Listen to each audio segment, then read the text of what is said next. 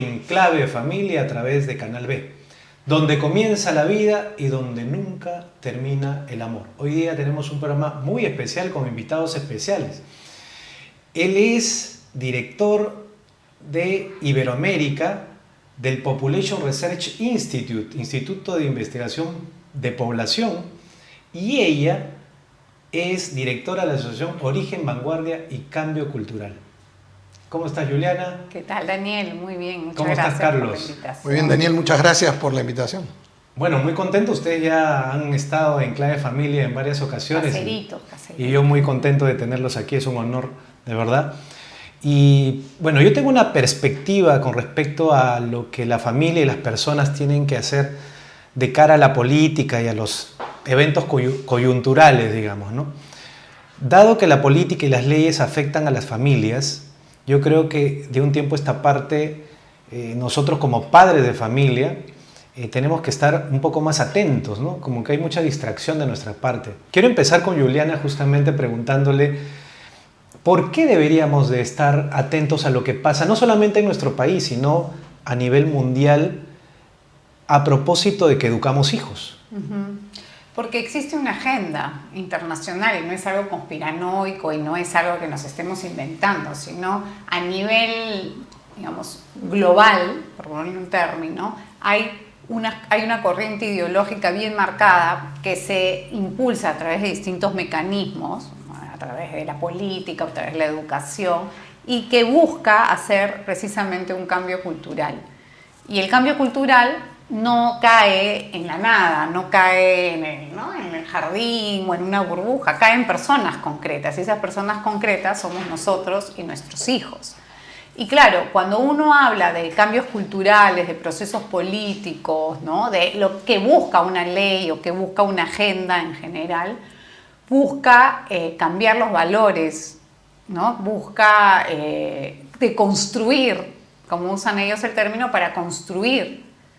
Y lo importante ahí no es un trabajo de un día para otro, es un trabajo de muchos años que involucra a los niños y a los adolescentes que luego serán quienes a través de su trabajo en la sociedad y en los espacios políticos puedan implementar estas agendas y hacer realmente un cambio social efectivo.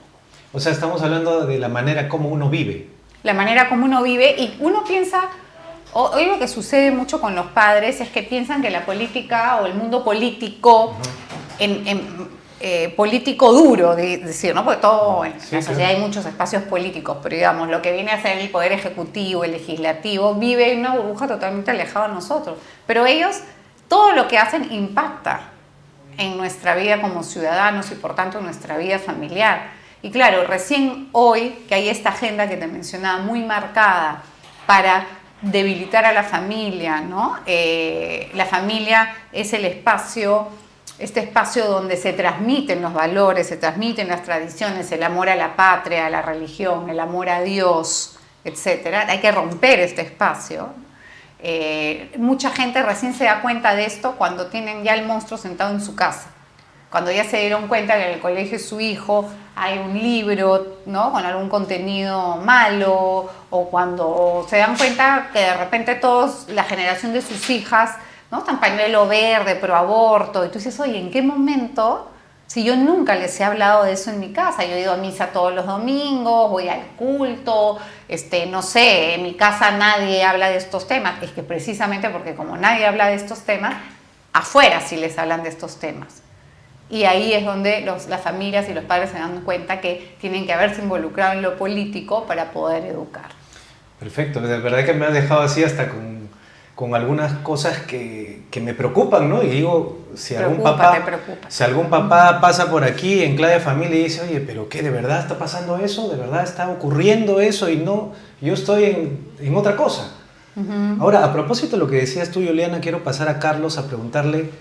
O sea, estamos en una especie de batalla cultural, es un término, una frase que se ha acuñado estos últimos años, como para entender los que tal vez primera vez que lo escuchan, ¿qué significaría batalla cultural? O un poco complementando lo que dice Juliana. Sí, obviamente, lo que explica Juliana, pues es una experiencia que es cada vez más consciente para muchos padres de familia, por ejemplo, que tienen que educar a sus hijos, que este contexto es un contexto agresivo, es un contexto que viene proponiendo ciertas ideas que muchas veces están en contra de nuestros propios valores y principios. Es mucho más sensible cuando un padre de familia ve que eso influye a sus hijos. Pero también invito a todos los que nos están escuchando a hacer un pequeño análisis y darse cuenta que para cada persona, a nivel individual, también este contexto es agresivo. Es como una batalla, ¿no?, sobre la cultura. La cultura es este contexto donde vivimos, ¿no? Yo siempre lo explico de una manera sencilla, así como para un individuo es la personalidad, ¿no?, las características de cada individuo. Para una comunidad es la cultura. La cultura es la forma de ser social, son los modos de pensar, son los patrones de comportamiento, son las tradiciones, la historia, los valores, los principios. Esto se ha vuelto caótico. Si hoy día quieres vivir tus valores, vas a vivirlos en permanente tensión, en batalla justamente. Pero te refieres a los buenos valores, ¿no? Porque también hay antivalores que ellos dicen estos deberían de ser los valores que se vivan, ¿no? Precisamente ahí está el detalle, Daniel. Hoy día, a diferencia de hace no muchas décadas atrás, teníamos un contexto donde los valores que se vivían en el Perú, por ejemplo, eran unos valores cristianos que todo el mundo respetaba, todo el mundo sabía cuáles eran las cosas que estaban bien y que estaban mal. Hoy día, con el influjo de estas agendas que describía Juliana, todo esto ha quedado en una especie de caos que ya no se sabe cuáles son los valores referenciales que se deben seguir. Y entonces todo se vuelve una batalla de contenidos. ¿Qué significa libertad? ¿Qué significa derechos? ¿Qué significa hombre, mujer? Todo se ha puesto en tela de juicio, todo se ha subvertido, se ha vuelto un caos.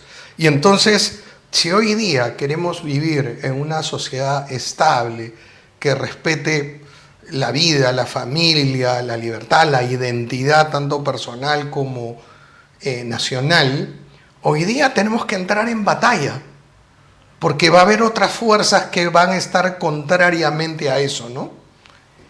Por eso es que se ha hecho popular este término de batalla cultural, que no es ya solamente un lugar académico de gente que escribe libros, sino se ha vuelto un lugar vivencial.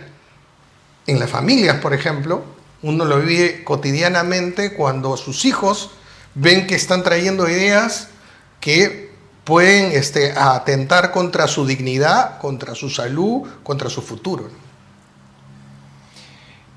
Hay otros términos también, ¿no?, como posverdad, globalismo.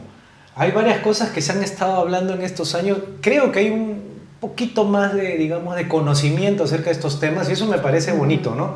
No es la totalidad de la sociedad. Es más, cuando uno sale pues al frente, sale del edificio en el que trabaja o de su trabajo y te das cuenta que hay mucha gente que vive su propia historia, digamos.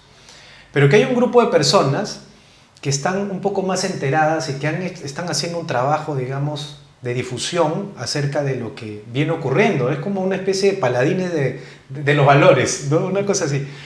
Pero, bueno, yo estoy muy contento de tenerlos aquí, pues justamente ustedes son personas que se han preocupado en los últimos años de hacer eso, es decir, de estar pendientes de lo que viene ocurriendo y de lo que a veces nos quieren imponer. Porque claro, en esta parte de Occidente, o mejor dicho, casi todo Occidente tiene esta forma democrática de, digamos, de representación. Es decir, nosotros elegimos y esas personas toman decisiones por nosotros, porque esa es la potestad que les hemos dado. Pero ¿qué pasa cuando ellos sacan leyes que después nos afectan? Por eso hablaba de la distracción inicial. Entonces, ellos deciden por nosotros. ¿Qué opinión nos das tú, que estás siempre pendiente de lo que yo quieren creo filtrar? Que más bien lo que hay hoy es una crisis de representación. ¿Ya? ¿Por qué? Porque poniendo un ejemplo el Perú, que es donde mejor nosotros manejamos los asuntos políticos, digamos. En el Perú tenemos, por ejemplo, una agenda de género totalmente implementada, con normas de rango menor, siendo los que votamos en el Congreso minoría que piensan a favor del género. ¿Me explico? Claro. O sea, repito, normalmente el Perú es un país conservador, eso es algo estadístico. La gran mayoría es cristiana, sus valores son cristianos, vota mal, podríamos decir, ¿no? Pero vota de acuerdo a necesidades básicas, ¿no? Comida, trabajo, educación, salud, como debe votar la gente. En realidad uno debe votar para que tener sus servicios básicos, más o menos la sociedad funcione, y del resto me encargo yo, de mi familia me encargo yo, de la educación de mis hijos me encargo yo, etcétera, ¿no? Pero votamos, ¿no? Y de repente tenemos un congreso, no pasa nada, pero comienzan a salir el enfoque transversal de género en el currículo de manera obligatoria. Y tú dices, ¿de dónde sale eso? ¿De dónde sale una educación sexual integral obligatoria que va totalmente en contra de mis valores, de mi libertad religiosa, de mi libertad de conciencia? ¿De dónde sale eso? Si los que me representan, por los cuales yo he votado, tampoco tienen esa mentalidad. En el Congreso no pasa. ¿Pasa por dónde? Por el Ejecutivo. ¿Y el Ejecutivo a qué responde? Agendas internacionales.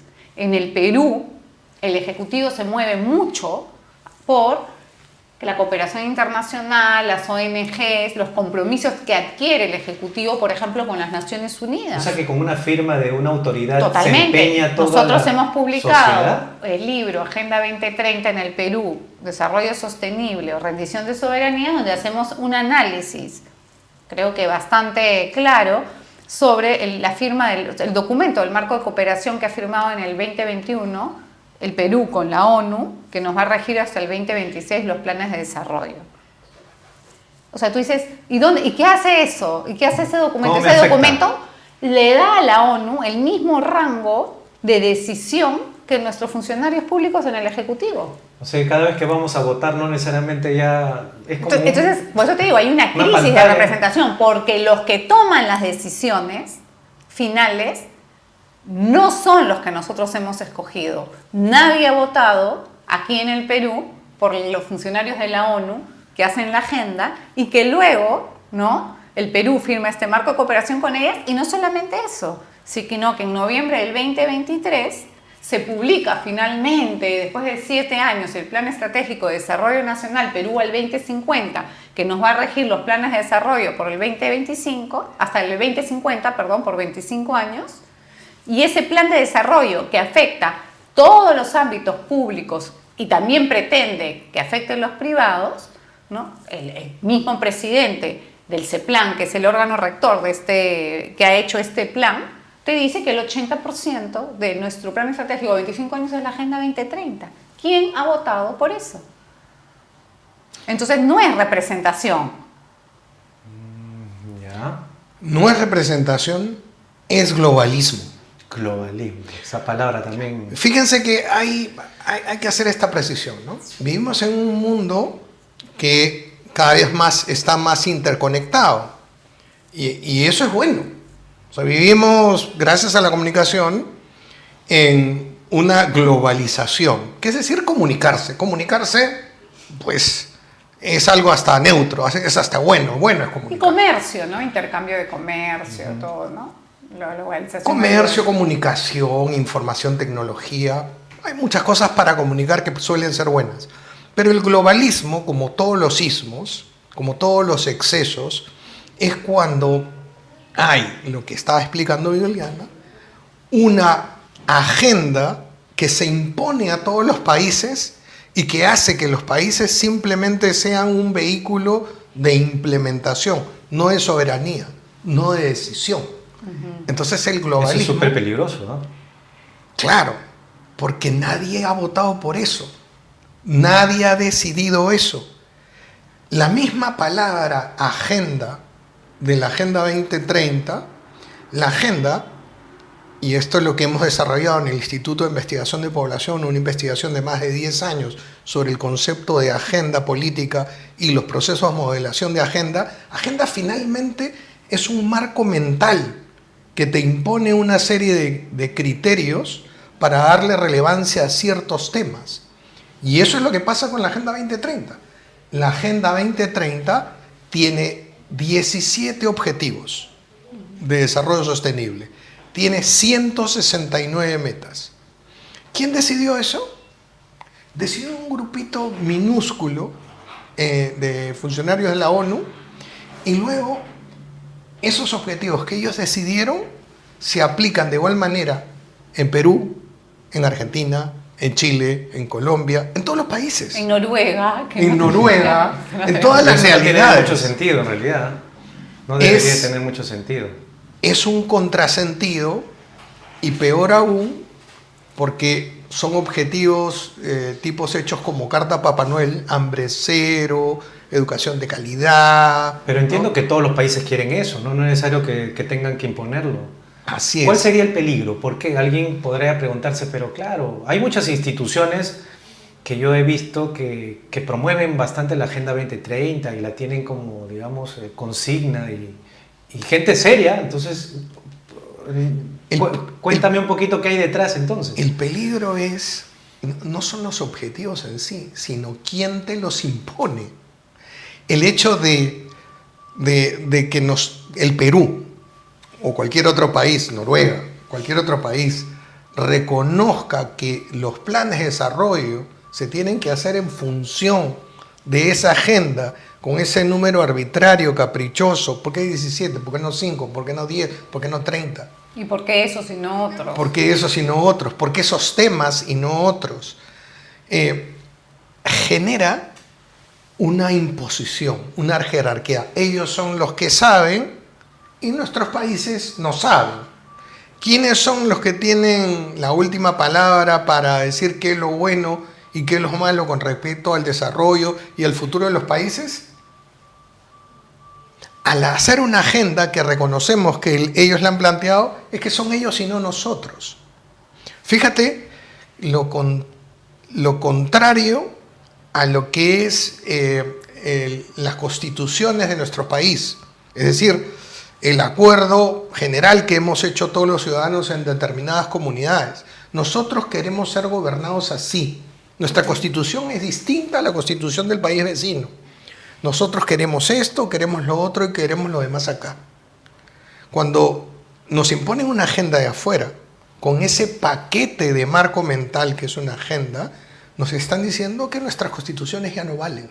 Y lo Todo dicen, es uniforme. y lo dicen expresamente. Y lo dicen porque, por ejemplo, cuando impulsan un proyecto de ley o una norma como de que tenga que ver con el género, el aborto y todo eso, y tú dices, no, un ratito, mi constitución no dice, ¿qué te dicen? Ah, pero la resolución tal, de la Corte tal, y de la ONU tal, y de la UNESCO esto, y de la UNFPA, y te sacan todo, te empapelan de todo. En una de esas te sacan tu firma de hace años y dicen, oye, pero acá tu país ha empeñado... Porque, por ejemplo, quiero detenerme en el tema del aborto. Porque, claro, si la Constitución protege al no nacido, entonces, claro, y si viene la imposición, por eso creo que ahora entiendo mejor, digamos, Armando, todo lo que estamos conversando, ¿por qué sería peligroso? Porque, claro, te imponen una agenda, tal vez con sus propios valores, a tus países, y tú tienes que obedecer porque el presidente de la República o las autoridades de turno pues firman, empeñan su futuro y tienes que obedecer. Entonces ya, claro, me va a afectar porque si desde arriba van a poner leyes que a mi familia a la larga, así cosas que yo no esté de acuerdo, voy a tener que acatar y obedecer. Claro, y escúchame, la relación del Perú, o sea, de un país con la ONU, un país que se somete a la ONU, es totalmente narcisista. ¿Cómo es eso? O sea, hay la relación tóxica, ¿no? La tóxica. Sí. Una relación en la cual tú dices, oye, yo no entiendo. Si este tipo, por hablar de una relación de hombre o mujer, te maltrata, te insulta, te dice que eres un incapaz, que no haces las cosas bien, que te hace violencia económica, financiera, ¿no? O sea, si no haces lo que yo quiero, como yo lo quiero, no te voy a dar plata para tu ayuda, para tus pobres, para tu bolsillo. Encima te dice que eres un incapaz porque te dice todo lo que haces mal. Me tienes que hacer caso a mí, hacer mis planes, ¿no? Y tú sigues, sí señor, ya señor, no. Es una relación totalmente Una especie de sociopática. esclavitud moderna. Es narcisista, es el que tiene el poder, que lo tiene porque tú lo puedes cortar así. O sea, tú puedes recortar la relación tóxica de un momento a otro con tu novio, tu marido y decir... Pero Oye, en este caso no. hagamos ese hashtag, Juliana. La ONU es como la tóxica. Claro, es una relación narcisista. Mira, yo que he estado analizando ya varios años, que saben que yo estudio el tema de la ONU y la Agenda 2030, me hago esa pregunta, ¿por qué? O sea, ¿por qué? ¿Tú sabes qué término usa la ONU? Tienen que rendir cuenta. Ay, hay que rendir cuenta, tengo que hacer el informe nacional voluntario, voy y lo hago. Pero los funcionarios del Estado ya le son doy plata a la concientizados, ONU, entonces, es un le doy lenguaje. plata a la ONU para que ellos administren mis planes de desarrollo cuando yo tengo toda la infraestructura de mis funcionarios públicos, gente preparada. ¿Por qué? Porque es una relación de miedo, de sumisión, del poder fáctico, porque no es que, o sea, tú cuando estás en una relación narcisista, nadie le ha dado el poder a tu abusador. Tú puedes decirle no quiero, pero ¿por qué te quedas? ¿Será porque los funcionarios han dicho estamos No, en un tercer mundo no y somos saben, un país subdesarrollado? Se la creen. Por se eso la te creen, digo, o sea, es una especie de... Y porque tendrán ciertos beneficios, obviamente. Que eso sería lo y peor, de esta ¿no? relación narcisista come mucha gente. La ONU, solo las naciones... O sea, ¿Esos sueldos de dónde salen? La Secretaría General de la ONU, solamente en sueldos, o sea, en operación, porque no incluye ayudas sociales, ¿no? Se hacen la campaña por los niños del África, las vacunas, eso no incluye. Su presupuesto anual para el 2024 ha sido 3.590 millones de dólares. 3.000, ¿tú sabes cuántos niños comen con 3.590 millones de dólares? Y con ese dinero, cuando hay una crisis climática, que no hay la crisis climática, las inundaciones, no agarran de esos 3.590 millones de dólares y construyen una chocita de madera para... No, eso es para el que viaja, para el sueldo del funcionario. ¿Y quién les da esa plata? Los países. Dime si no es narcisismo. Encima, a tu abusador lo mantienes y él te dice qué hacer con tu plata. Es un negocio redondo, entonces. Y ellos O sea, es una forma de vida, creo yo, ¿no? Sí, yo he tenido la suerte de ir muchos años a Nueva York a ciertos eventos de la ONU. Ya. Y además de lo que dice Juliana con toda razón, uno experimenta estando allí un ambiente de privilegios en todos los funcionarios de la ONU. Tienen un edificio en Manhattan, ¿no? Regalado por Rockefeller hace muchos años, gigantesco, donde todos los representantes de los países, incluso lo que más me llamaba la atención, representantes de países africanos donde hay tanta desnutrición y tanto hambre, quizás hasta un poco más que en esta parte del mundo, y tú veías a unos tipos obesos, corpulentos, dándose la gran vida en las embajadas que estos diplomáticos tienen en Nueva York, con sueldos astronómicos, dándose una buena vida, hablando de la pobreza, ¿no? Y entras al edificio de la ONU y tienen estas grandes fotografías de niños que pasan hambre porque te venden lo bonito, ¿no? En la Agenda 2030 te venden el fin del hambre, ¿no? El fin de la pobreza. Te venden esto, pero 3.900 y tanto... 3.590 millones de dólares gastados en una burocracia de oro, ¿no? Donde ves que hay una contradicción entre el discurso... Esa es la palabra. Y la vida real que tienen estas personas. ¿Están realmente preocupadas de los pobres?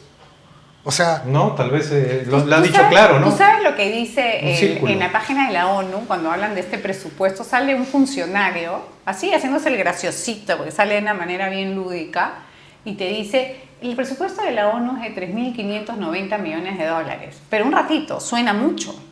Pero si tú divides los 3.590 millones de dólares entre los 8 billones, 8.000 millones de habitantes en el mundo, la ONU gasta, o sea, cuesta 0.4 centavos de dólar por habitante del mundo. ¡Ah, qué poquito! Así es como Tienen te que darnos más. disfrazan. Tienen que No, darnos es como una bicoca. Es una nada. Sí, y yo preguntaría, Tiene ¿no? que dar ¿Cuántos un de los consumo. que nos escuchan y ven tu programa han recibido su 0. Y uno de la ONU. De la ONU. Más bien nos quitan. ¿Por qué? Porque la ONU vive de los aportes de los Estados miembros. Los Estados miembros no es que la señora Dina Boluarte meta la mano en el bolsillo y saque de su sueldo. Últimamente estamos viendo más bien saca de su sueldo para otras cosas. Pero sale de nuestros impuestos. O sea, nosotros al final mantenemos a una burocracia, o sea, nuestra tóxica, la mantenemos, ¿no? Y no recibimos nada a favor, nada a cambio, porque encima los planes de desarrollo no están incluidos en eso. Lo que recibimos a cambio en esa toxicidad, me gusta la Sí, te vi la cara, te la vi imagen la que cara. ha creado. Lo que recibimos a cambio es que nos digan permanentemente, tú no sabes. Tú haces mal. Tú haces mal, tú no hagas, nosotros somos los que sabemos. Nosotros somos los pensantes. Y acá viene algo interesante, ¿no? Que el Estado representa a determinada comunidad, a los peruanos. El Estado peruano, a la comunidad de los peruanos, los que tenemos la nacionalidad peruana, ¿no? La ONU está comenzando a hablar de que representa la humanidad. La Agenda 2030 es para el bienestar de la humanidad. Y entonces es como si la Agenda 2030 fuera una constitución supranacional que ha dejado en una especie de obsolescencia a todas las demás constituciones de nuestros países. Y entonces ahora estamos regulados por un pacto. Son los Marvel de la, de la Claro, ahora ha política. salido el Pacto para el Futuro. El Pues, Pacto para el ahorita, Futuro. en septiembre, han sacado el Pacto para el Futuro, que, complementando lo que dice Carlos, la narrativa de la ONU y de estos organismos internacionales en general, ¿no? Que todo el sistema de Naciones La OEA. Unidas y todos sus satélites, porque como te decía, y no lo terminé la idea, mucha gente vive de esto, ONGs, organismos de otro tipo de organismos internacionales, todo La el mundo. oficina de tal cosa. la oficina Viven de tal sueldos otra. y qué sé yo. Te dicen, empieza así el Pacto para el Futuro, ¿no? El mundo se va a acabar, nos vamos a morir todos ante este momento apocalíptico, estoy actuando, apocalíptico, terrible, ¿no?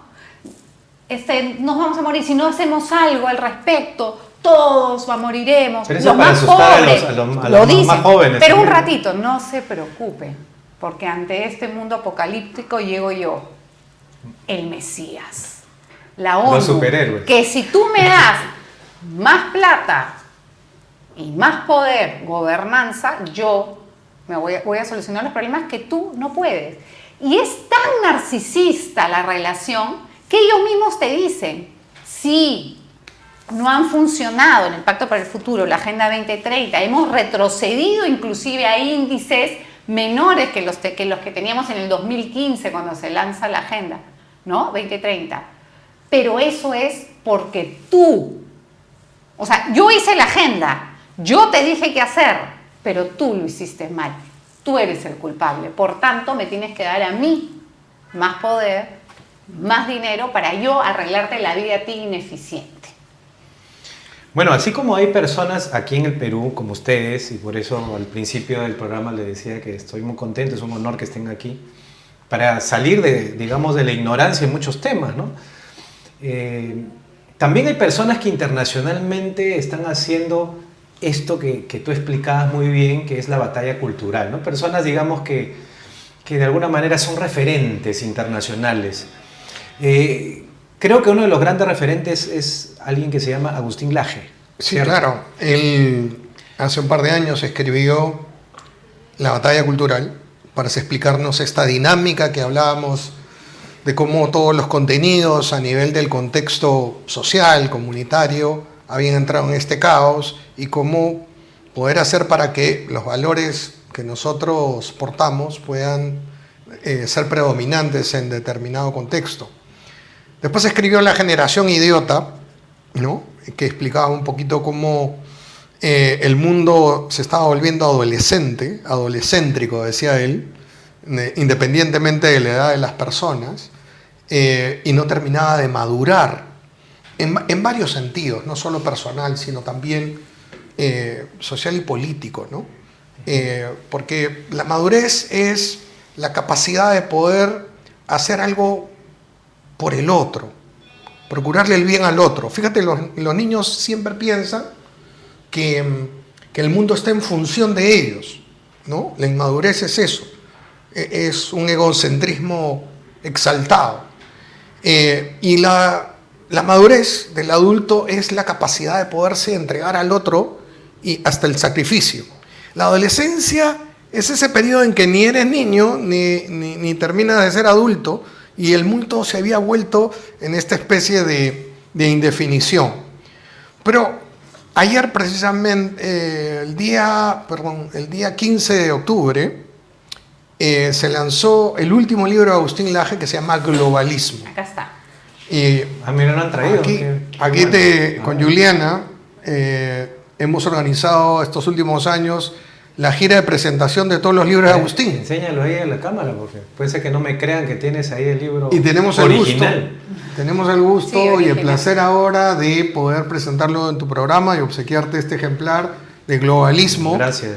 Que es el último libro de Agustín, donde explica cómo se generó esta corriente internacional, cuáles son los actores que practican este poder más allá de las naciones, cuáles son las consecuencias, cuáles son los aliados, ¿no? Los medios de comunicación, las grandes empresas económicas, de tecnología, los organismos internacionales públicos como la ONU, la OEA, las ONGs, y lo documenta extensamente en 575 páginas de texto más la bibliografía que hemos tenido el gusto ya de terminar de leer con Juliana.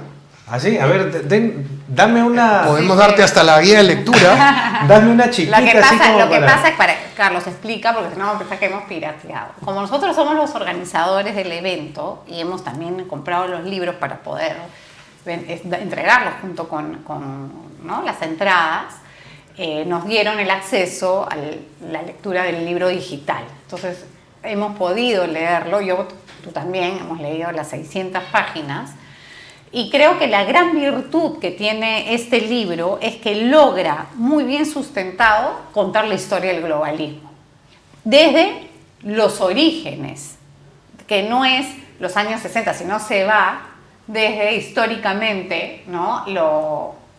Se remonta desde la ilustración, la filosofía, da todo un sustento de la historia y la cultura, de las ideas.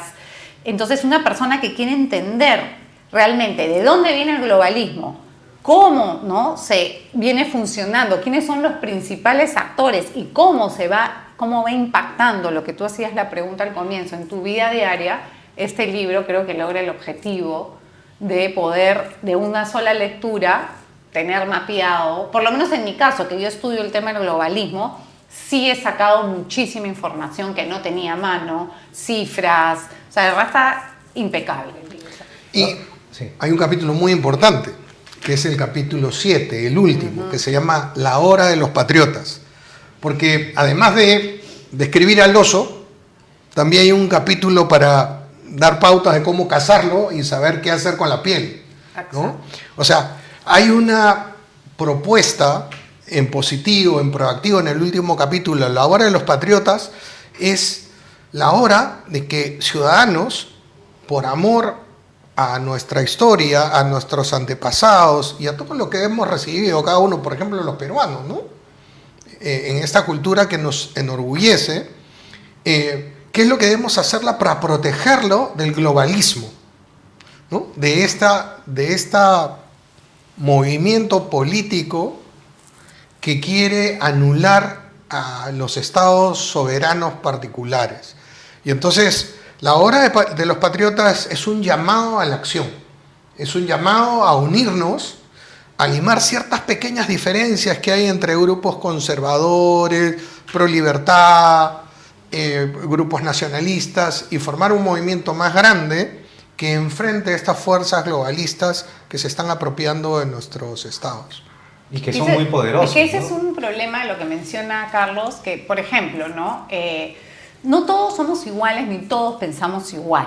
O sea, todos tenemos ciertos ángulos que no compartimos de miradas de valores o políticos, pero en lo esencial, todos los que estamos de acuerdo que el globalismo es algo que nos hace daño, debemos unirnos. ¿Por qué lo digo? Porque, por ejemplo, cuando ya hemos comenzado y por lo menos en mis redes, a promocionar el libro de Agustín y las conferencias, aparece por ahí alguien que te dice, pero él es muy no sé qué, él dice no sé cuánto. Se comienzan a buscar en dónde no estamos de acuerdo o en dónde no podríamos estar de acuerdo. Entonces, la propuesta misma que hace Agustín es a ese tipo de dudas o ese tipo de inquietud, es decir, un ratito, sí, no en todo vamos a estar de acuerdo, todos los grupos, ¿no? Pero el monstruo es tan grande que estar mirando al del costado, decirle, ay, mira, tu uña roja no me gusta y a mí no me gusta cómo tienes el pelo, ¿no? Nos debilita porque los que están al frente no les interesa esas diferencias. Ellos les interesa unirse, ir con todo y Contra conquistar. todos. Y nosotros estamos con que, ay, no, Fuchi, tú sí esto. Entonces, la propuesta que hace al final Agustín creo que es buena porque dice, ok, parémonos, el monstruo es bien grande, bien peligroso, ¿no? Hay que informarnos, hay que unirnos y hay que hacer estrategias. Y es más, hace una propuesta que a mí me pareció, no sé, Carlos, a ti qué tal te pareció, súper interesante, porque él te dice, no pretendamos hacer un frente mundial organizado, coordinado, donde acá hay una cabeza vertical, ¿no? Una pirámide. No, tú en tu país haz lo tuyo, tú en tu comunidad haz lo tuyo y tratemos de juntarnos en ciertos espacios internacionales, foros, para sacar ideas conjuntas, impulsar. Y de hecho eso es algo que, no es por echarnos la parte ni nada, que sí trabajamos, por ejemplo, con el PRI, la institución de Carlos y Origen, y con otras instituciones, que es decir, ok, yo no comulgo o no tengo 100% tu agenda, ¿no? Y me lo dice, no, y me lo dice. Pero no tendría por qué, porque no son clones. Y aparte él tiene sus cosas, claro, nosotros tenemos las nuestras, son complementarios. pero con otra gente decimos, ok, ¿qué tenemos en común? Y no dupliquemos esfuerzos. Exacto. O sea, ¿para qué haces tú algo o por qué hago yo algo que tú ya haces? Mejor lo que tú traes, lo que tú haces, yo traigo lo que yo hago, y así es como venimos trabajando 5 años, ni sé ni cuántos años. Ya me olvidé. A propósito de eso, ustedes tienen como, me dicen si estoy diciendo mal, como la exclusividad de los libros de Laje y desde... ¿Ustedes desde qué año lo traen? ¿Ustedes? Bueno, yo lo traje por primera vez en el Perú, con todo orgullo. Si no me equivoco, fue en el 2017. Cuando lanzó con Nicolás Márquez el libro negro de la nueva izquierda. Y lo trajimos, traje los dos ese año, o en un año lo trajimos 2 veces. Y de ahí lo hemos traído para la batalla cultural, lo hemos traído para Generación Idiota y ahora para el lanzamiento del globalismo, ¿no?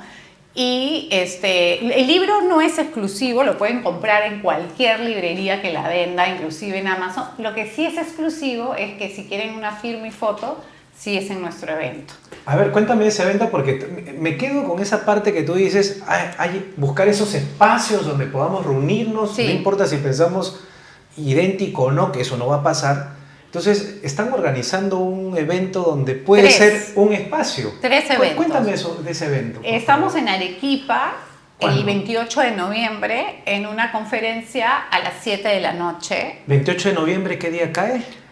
Jueves. Jueves 28 de noviembre. Y el sábado 30 de noviembre en Lima hay 2 presentaciones, a las 11 de la mañana y a las 7 de la noche. O sea que si no puedo en la mañana, me voy en la noche, sí. Y si no puedo en la noche... Y si no puedes, y hay varios precios, con libro, sin libro, con firma, sin firma. Toda la información, todita, así bien detallada, con cómo voy, cómo compro, con preguntas y respuestas y preguntas frecuencias, está en lajeperú.com. lajeperú.com. Ahí puedes comprar la entrada. Y ahí encontramos toda la información. Ahí encuentras todo, incluso en las presentaciones de Lima va a ser en el auditorio de la Universidad de ESAN, que es un auditorio muy bonito. Cosa seria. Es muy amplio, muy cómodo, tiene estacionamientos. Sí. En nuestra página web puedes incluso hasta comprar el estacionamiento. Hemos querido hacer un evento como Agustín se lo merece. Agustín, más allá de las coincidencias en lo fundamental, Agustín es un amigo.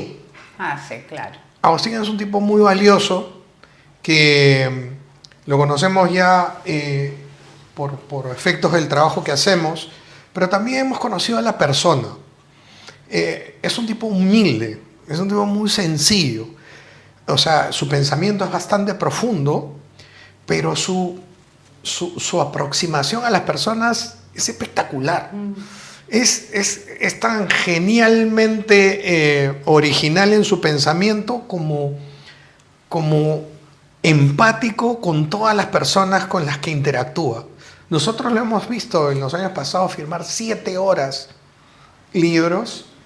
Agustín Juventud, divino tesoro. La de firmaba, ¿Qué tal energía? firmaba libros a todas las personas y con todos tenía una frase amable, una sonrisa. Todo. Desde el primer minuto hasta la hora 7 y tantos minutos que demoró en la firma de libros, tenía el mismo entusiasmo, las mismas palabras de aliento a las personas que le expresaban mucho cariño. Agustín es muy querido. Muy querido. Agustín se va con una bolsa llena de regalos siempre de todos sus viajes. En el último libro que presentó con Generación Idiota, hicimos una firma de libros y habían colas, 7 horas de cola. Yo me quedé impresionada la cantidad de cola que hacían las personas para efectivamente tener un minuto con él, con una firma y una foto. Y no solamente van gente grande, al contrario, van mucho joven. O sea, yo por eso le digo a todos los padres que tengan hijos adolescentes, que puedan un poco entender, que los lleven, ves, papás, hijos, familias enteras. Tenemos hasta familias que son recurrentes, que van siempre a todos y van llevando al más chiquito y van creciendo, ¿no? Hasta que son universitarios. Ahora que dices eso, lo que más me sorprende, Daniel, es que hay hijos que llevan a sus padres. También. Ah, mira. Ha habido empresarios, gente del mundo académico, gente de otros ambientes profesionales que dicen, oye, yo no lo conocía a Agustín, pero mi hijo se ve todos sus videos. Sí, claro. Y él me habla de Agustín y yo estoy viniendo porque él me trae. Y no es un caso aislado. En promedio de edad en los auditorios de Agustín es 26, 27 años. Va mucha gente joven. Universitarios van un montón. Ha despertado Colegios también. mucha interés y tiene muchos fans entre la gente joven que los lee de temprana edad. Hay gente que desde el colegio lo lee. Y eso nos entusiasma a nosotros. Creo que nos da pautas como para el futuro. Y déjenme decir algo para la gente que nos está escuchando. Estos eventos que hacemos son la oportunidad para que tú le demuestres su apoyo a Agustín. Con tu presencia, con tu aporte, comprando el libro, pagando la entrada, estando ahí, dándole un aplauso o la muestra de cariño que tú le tengas que dar a Agustín, porque es un tipo que hace decisiones no económicas. Yo admiro a la gente que puede hacer decisiones no económicas. Agustín tiene para hacer mucho dinero con la cantidad de llegada que tiene, con el público que tiene. Acaba de salir un artículo hace pocas semanas en la revista Forbes y lo catalogaba como el intelectual con mayor penetración y mayor potencia en toda esta región de Iberoamérica. Y lo es. Agustín lo es. Joven. Agustín es súper Es muy joven. Podría tener la tentación del dinero. Pero no hay nada más antieconómico que escribir un libro de casi 600 páginas. Porque el trabajo que demanda, el tiempo que demanda, ahora todas las horas que él se dedica a los viajes, a las presentaciones, a los videos, no corresponde con los ingresos que él recibe. Él, haciendo muchas otras cosas, podría ganar más dinero. Pero él es un intelectual comprometido con una causa. Y ir a estos eventos es la forma en que si tú puedes hacer un sacrificio de pagar tu entrada, yo te diría que más que un sacrificio para ti va a ser un homenaje para lo que Agustín está haciendo por todos nosotros. A mí lo que me gusta de Agustín es que escribe y no se queda solo en el YouTube. que sí, es una herramienta súper potente, pero todo lo que él dice luego tiene un sustento. O sea, tenemos 600 páginas de investigación. El chico también está, yo ya hablo como la vieja, pero bueno, está haciendo su doctorado además, ¿no? Entonces, sí, a mí me gusta que escriba porque renueva, porque aporta, da cosas nuevas, da nuevas líneas de lectura. Y a mí, esto hablo de Juliana Caxia, ¿sí? Que estoy metida en lo de la Agenda 2030 y efectivamente en los temas de globalista. Esto me parece que es un súper aporte y es algo inédito. Y cuando tú escuchas a Agustín, cada año que lo traemos, trae algo diferente. O sea, si tú ya fuiste a ver la charla de Generación Idiota, la conferencia del año pasado, no es lo mismo. Viene a presentar un libro nuevo, temas nuevos y va enriqueciendo. Igual que la de Generación Idiota no fue igual que la de Batalla Cultural ni la del Libro Negro. Entonces, no es que estás yendo, yo sé que la comparación puede ser un poco básica, pero no es que estás yendo a ver el mismo cantante que te va con el mismo repertorio, no. Aporta, porque el trabajo de Agustín, al ser intelectual, se enriquece precisamente con este tipo de publicaciones. Y algo que él siempre me dice, que nos reíamos, ¿no? Porque yo le conté una vez que un chico me había, en una entrevista, no sé, que me habían hecho unos universitarios, que no me acuerdo mucho, un chico me decía, una charla que leí unos universitarios, me decía que él se había visto todos los videos de Agustín y había apuntado todos los argumentos de Agustín para ir a un debate. Y había llegado al debate y lo habían revolcado. Y no entendía cómo.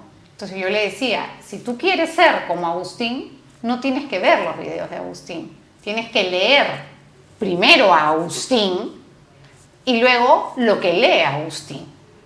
Porque lo que hay aquí son horas de lectura de Agustín. La cantidad de referencias.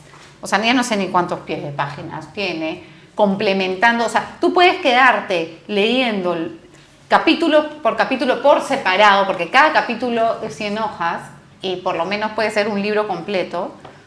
Puedes leerlo en orden, por separado, y puedes leerlo sin pies de página. Si tú ya quieres profundizar en los conceptos que él tiene, lees los pies de página y vas a saber más aún de lo que deja él solo en una línea en el texto, digamos, plano del libro. Entonces, es de mucha riqueza y originalidad, creo yo, ¿no? Ahora, tú me decías de que eso está, en el caso del evento que va a haber, eso está enlazado a la entrada, es decir, que hay entradas que vienen con un libro. Hay entradas que vienen con libro y foto, que son las VIP, que son las menos. O sea, si quieres tu foto con Agustín con firma, tienes que correr. Y con ese libro. Con el libro. A ver, enséñalo a la cámara para...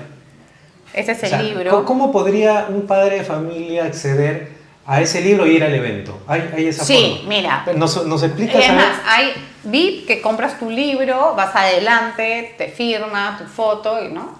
Luego tienes otra entrada que es libro y la entrada, no es con firma, que es, digamos, es más económica.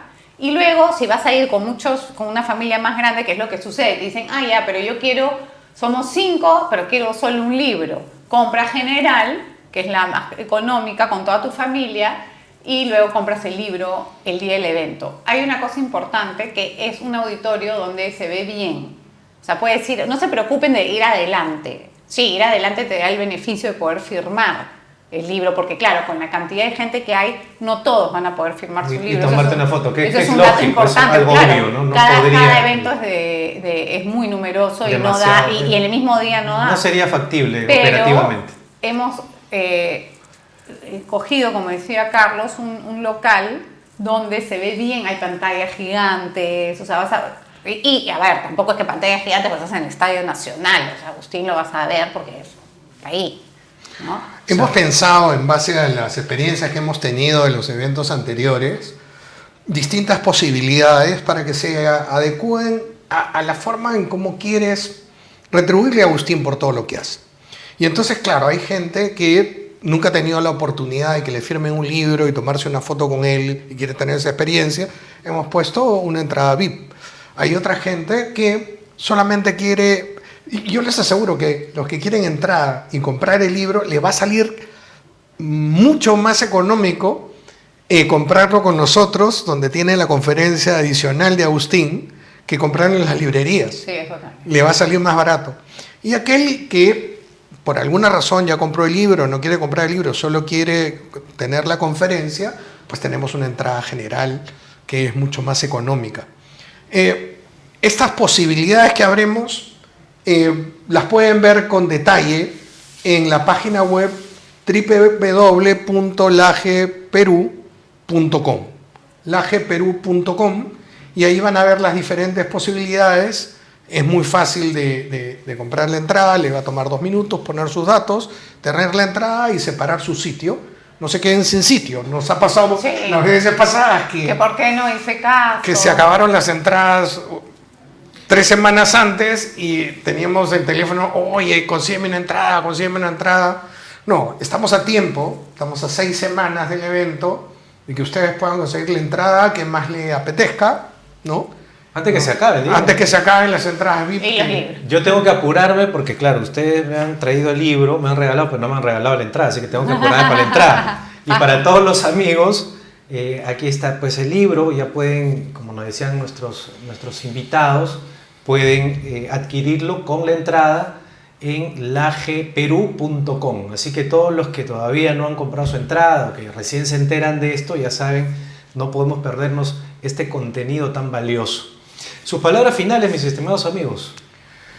Bueno, solo contar una pequeña anécdota chiquitita de la generosidad de Agustín, ¿no? Dice, me contaba Agustín que la editorial le pidió un libro de 200 páginas y Agustín, en decisiones no económicas, en esta generosidad que tiene para la causa, él se escribió casi 600. Él pudo haber hecho tranquilamente 3 libros. Totalmente, 6 desde mi punto de vista. Extendiendo un poco lo que está al pie de página. Pero ese es Agustín. Agustín es un tipo que es entrañable. Y espero, como ha pasado las veces pasadas, que reciba todo el cariño de los peruanos. Una vez más. Y esperamos con mucha ansia el momento de tenerlo de nuevo entre nosotros. Y más allá de Agustín en sí mismo, que ya Carlos se ha encargado de escribirlo, el tema. El tema es importantísimo. O sea, el tema importa a todos los que hoy vivimos en el Perú, en la región, en el mundo, y que realmente nos preocupa cómo puede impactar la injerencia de los organismos internacionales en nuestra vida diaria, en nuestra soberanía, en nuestras libertades, en nuestros derechos, en lo que somos constitutivamente como seres humanos, ¿no? Es vital. Por eso es que si te importa el tema y te importa saber lo que nos has invitado a hablar, cómo educar a tus hijos y cómo protegerlos de cualquier tipo de adoctrinamiento, este libro y la conferencia va a ayudar mucho a esclarecer todas las dudas.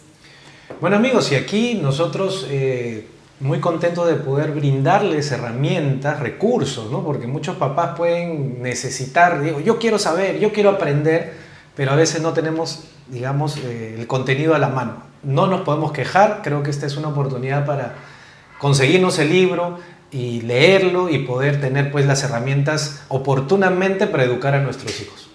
Bueno, les agradezco. Gracias Yuli, gracias Carlos. A ti. Gracias a ti. Bueno, con nosotros será hasta la próxima semana, Dios mediante, aquí en Clave Familia. Chao.